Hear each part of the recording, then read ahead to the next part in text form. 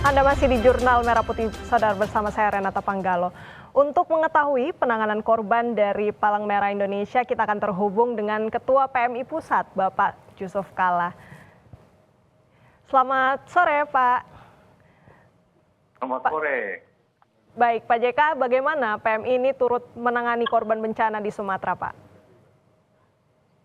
Ya, kalau bencana sekali saya ingin jelaskan bahwa bencana itu berbeda besar, itu 3 fase. Pertama itu tanggap darurat. Ini sudah sedang berlangsung.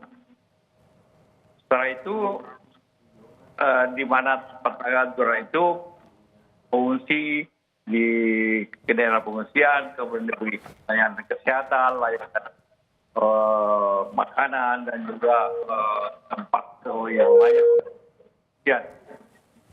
Yang kedua, rehabilitasi.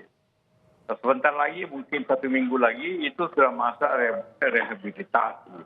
Di mana apabila banjir seperti, maka rumah-rumah yang rusak diperbaiki dan masyarakat mulai kembali ke rumah-rumahnya, tapi dengan bantuan perbaikan rumah dan juga tentu masih sumbangan untuk makanan dan sebagainya, tapi masuk dalam tahap rehabilitasi hingga semua bisa berjalan.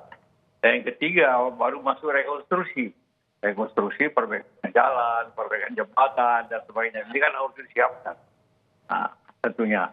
Nah, Palang Merah di sini baik dalam tanggap darurat, ikut serta dalam katakanlah evakuasi bersama-sama dengan relawan daerah, BNPB, dan polisi, TNI. Kedua, kita juga memberikan untuk lebih sedikit, artinya bagian pakaian kehidupan atau alat-alat untuk masyarakat, perorangan dan anak-anak dan sebagainya. Itu dibagikan kepada masyarakat untuk di daerah pengungsian.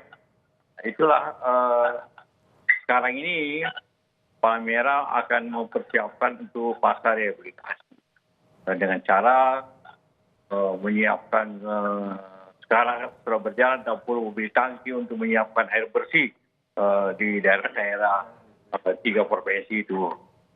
Tiap daerah kita akan tugaskan 20 mobil tangki untuk daerah-daerah yang sulit mobil air bersih. Itu akan berlangsung kira-kira setahun.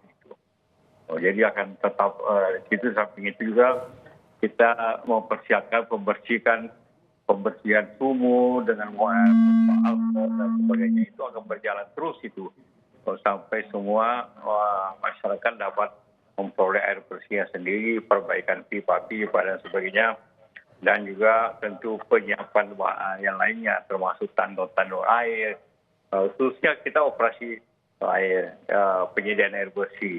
Di samping tentunya sistem komunikasi kita akan bangun, dan anak-anak sekolah akan diberikan bahan-bahan sekolah, peralatannya. Nah, itu yang kita lakukan dalam bentuk rehabilitasi. Beragam upaya sedang dilakukan oleh Palang Merah Indonesia untuk proses evakuasi, rehabilitasi, dan juga rekonstruksi ya Pak.